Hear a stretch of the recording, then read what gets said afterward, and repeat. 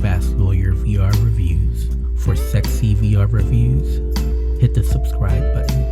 Hello, I'm Fast Lawyer. Today we are reviewing Defector VR, a game released on July 11th, 2019 by Twisted Pixel Games. It was an Oculus Rift exclusive. It normally retails for $20. I bought it on an Oculus sale for only $12. That was quite the steal. And this game's a little bit difficult to describe. It's sort of like Mission Impossible, the VR game. I guess generally this would be an adventure game, but it's got a little bit of everything. It's got some FPS action, it's got some melee, it's got some light puzzles, it's got some branching dialogues, and it's a very narrative intensive game. Defector took me a little over 4 hours to beat. It is split up into episodic chapters, but there is an overarching story, and it definitely had an ending that surprised me, but don't worry, I will not spoil any of the story, well, maybe just a little bit. Anyways, like I said, Twisted Pixel did develop this game, and they made another one of my favorite VR games that's pretty underrated, Wilson's Heart. But the reason I bring that up is because Pixel Games does use a proprietary engine. So this is the Beard engine. On my RTX 3080,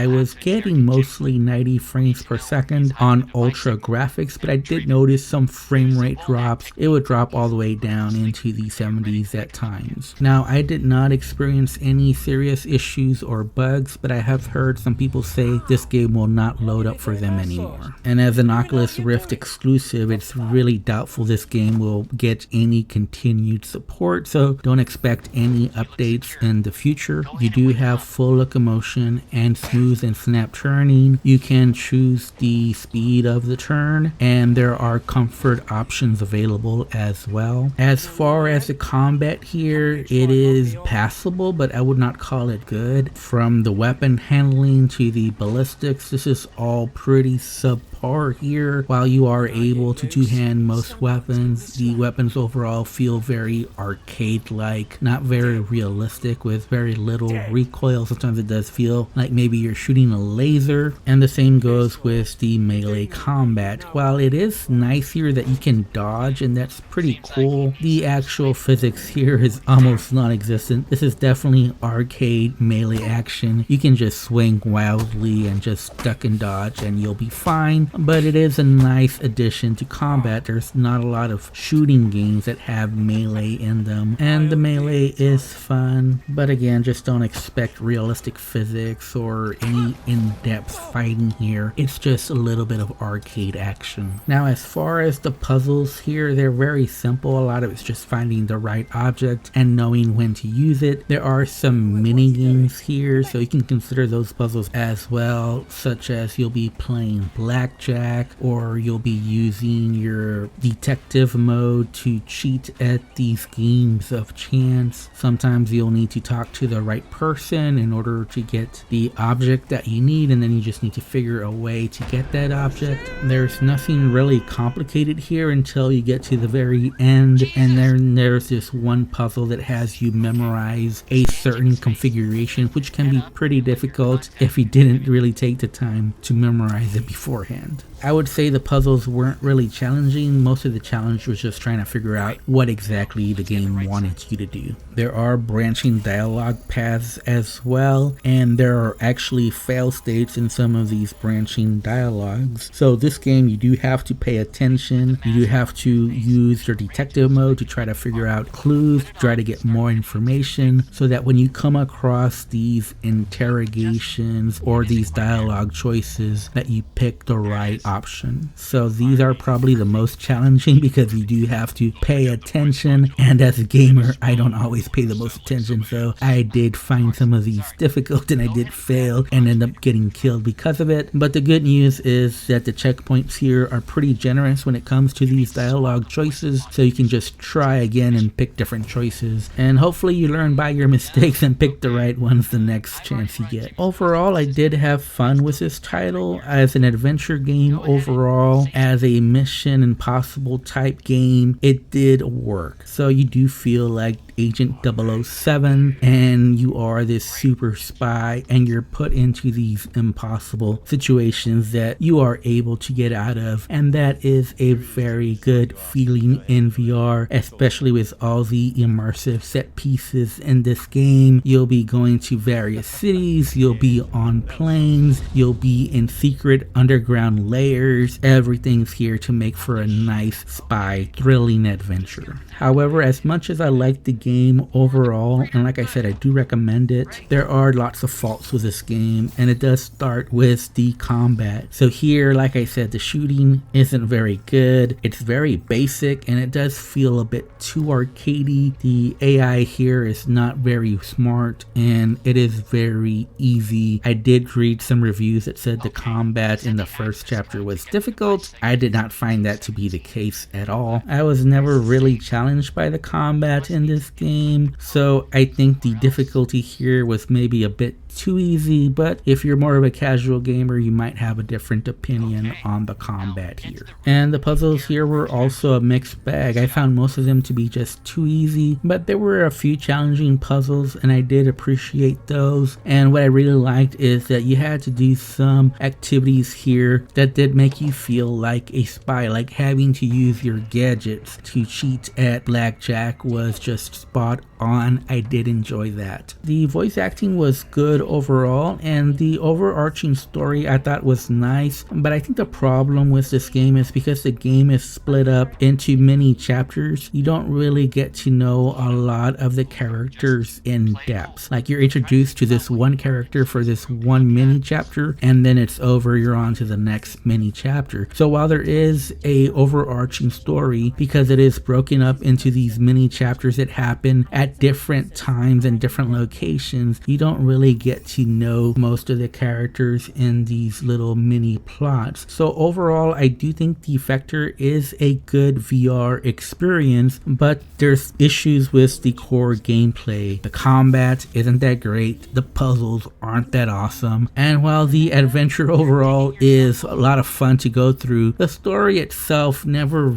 really matures, never really is impactful when you're making these choices. So overall, I would say that, yeah, this is a fun game. It's a nice little 007 type adventure, Mission Impossible. But at the end of the day, this is like eating candy. Sure, it's sweet, it's nice while you're playing it, but it's just never impactful at the end. This is what I would say is a good game, but just fell short of greatness. So overall, if I have to rate Defector, I would give it a solid 7 out of 10. It is great value for the price. For only $20, I think this is a no-brainer. Anyways, I'm Fast Lawyer. If you enjoyed my review of Defector, don't forget to like, comment, and subscribe. And as always, have a wonderful day and enjoy the rest of the video.